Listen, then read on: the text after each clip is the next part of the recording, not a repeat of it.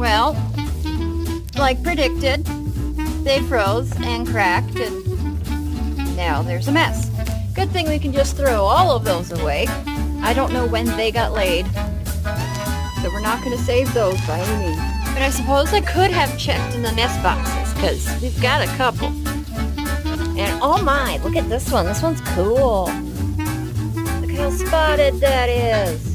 That's really awesome.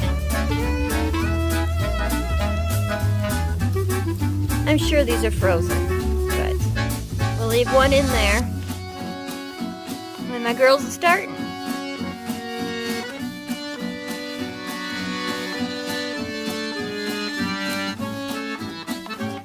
You can feel the texture difference